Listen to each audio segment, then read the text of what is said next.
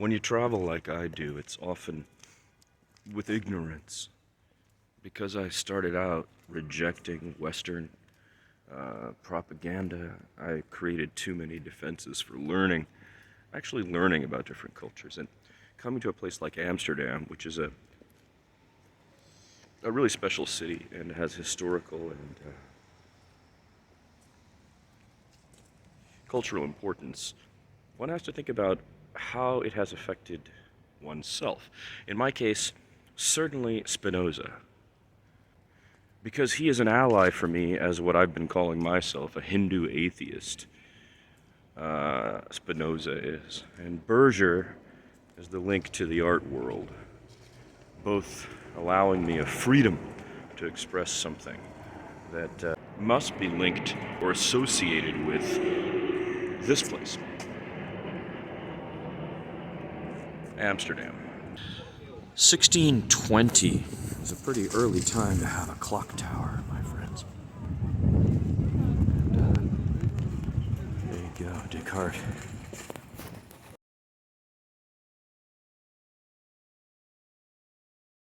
The capital, in name, of the Netherlands, a city of about 1 million.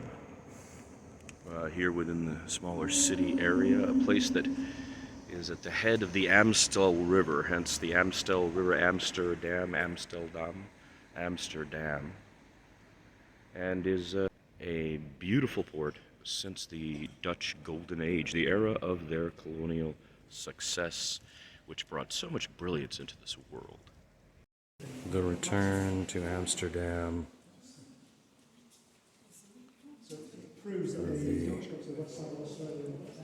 The Dutch to the East Indies is fantastically narrative.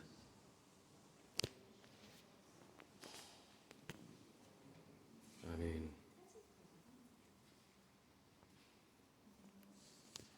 this era is interesting, I would say.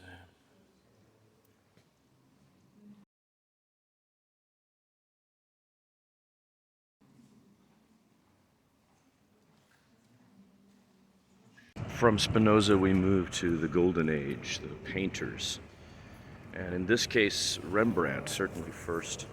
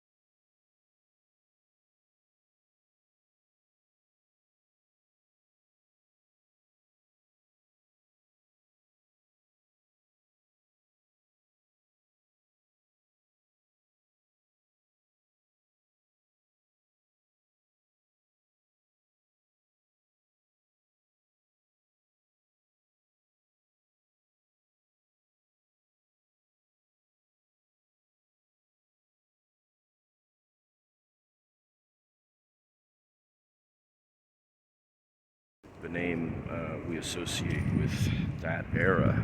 Though if you come here, you may fall in love with halls or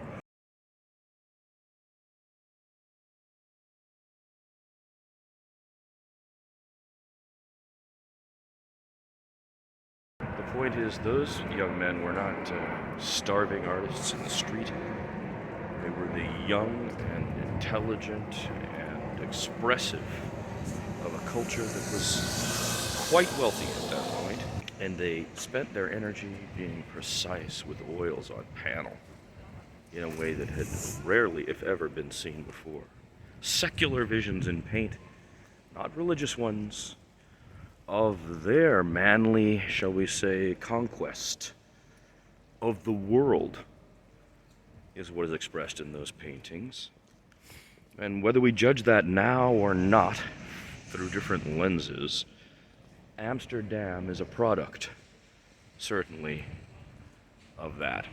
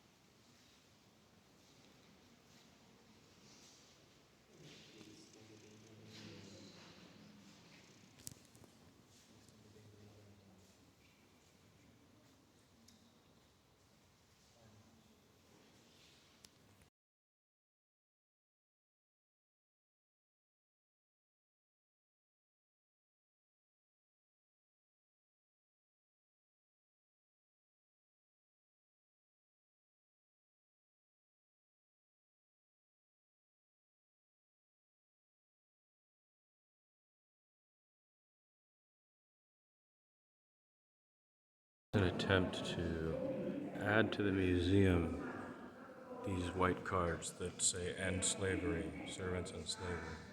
I'm seeing them all over the place. Just as we had in New York recently, these discussions in the post-Black Lives Matter moments are about recognizing the colonial era, right? So the painting makes it clear that some of the children were really, really young, is the point, when they're being brought to this place. But again, incredibly narrative stuff for the time.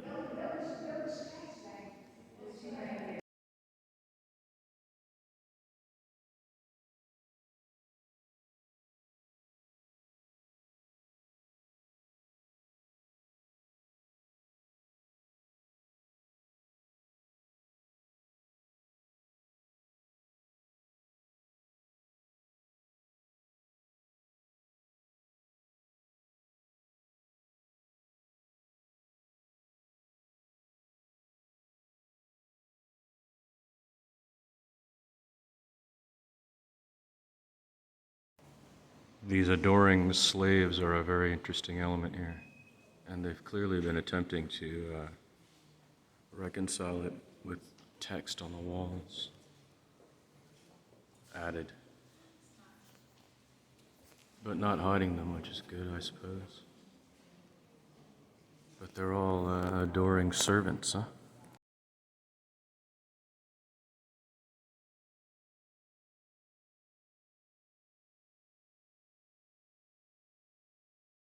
It wasn't just Spinoza and the painters. In the sciences, you had Antony van Leeuwenhoek with the minuscule world of biology, and in science, you had Christian Huygens looking at the stars and cosmology. Multatuli would then be the next great Dutch intellectual.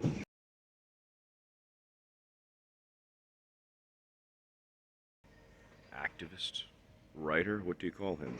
I mean, after 240 years, 300 years of the Dutch running what they ran, he complained loudly to everybody about the way it was being done in Java through the pseudonym Multatuli and the novel Max Havelaar.